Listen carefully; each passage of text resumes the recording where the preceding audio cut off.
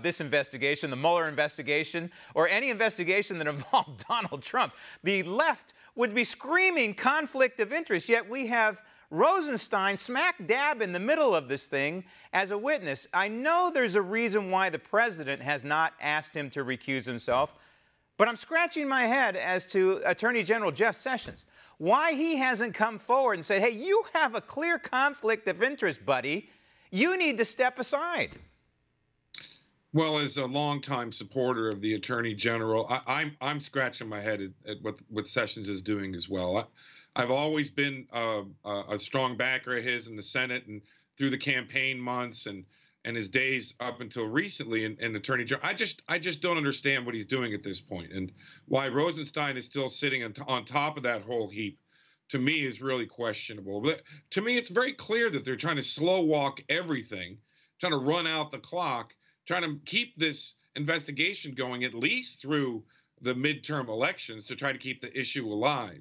The fact of the matter is there's no compelling evidence that the president's campaign colluded with Russia in any way, that there's no evidence that even comes close to the president of the United States, and yet they are still slow walking this investigation to the point where it can remain a political issue. On the other hand, there is a ton of evidence, in my opinion, just anecdotal, what has been reported in the mainstream media about Hillary Clinton and violations of the Federal Records Act and violations of the Espionage Act, destruction of what would be public property, government property, that would be our property, and there's tons of evidence of that.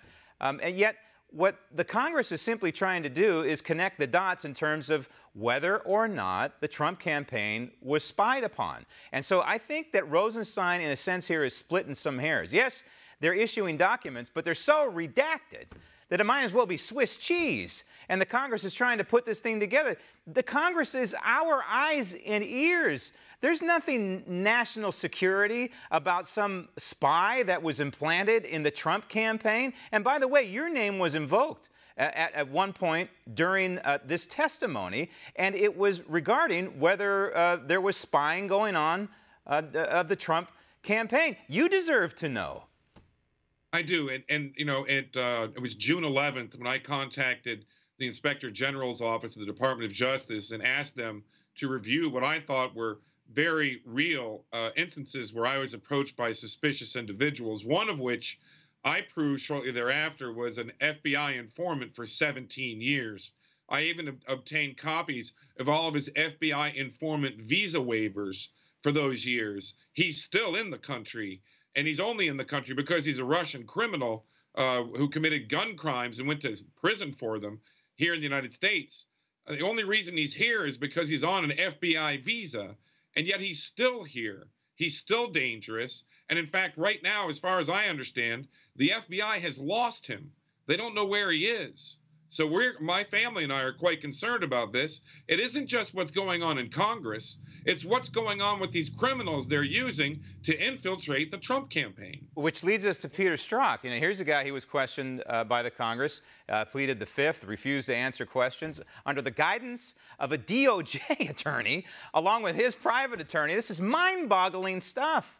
Yet, you know, here was a guy who was the vanguard of the counterintelligence investigation of the Trump campaign, right when you were involved with the campaign. And we have these potential criminals that you're talking about running free while the Obama administration, through Peter Strzok et al., were investigating the Trump campaign. It's absolutely mind-boggling that this political misdirection is allowed to unfold on Capitol Hill. I think we're going to find out very soon, at least the House investigators are going to find out, that while the full investigation started at the end of July, that's FBI bureaucratic parlance. What precedes a full investigation is called a preliminary investigation. And we're going to find out that that preliminary investigation started sometime in April. And during a preliminary investigation, just like a full investigation, they're allowed to use informants and other confidential individuals as spies in their investigation. So while they may be technically correct, the full investigation started in July, we're going to find out in the days ahead that this thing started as early as early April. Want to see more videos like this? Click on the link below and subscribe to One America News on YouTube, and call your cable provider and kindly demand that One America News is added to your lineup. Call and subscribe today.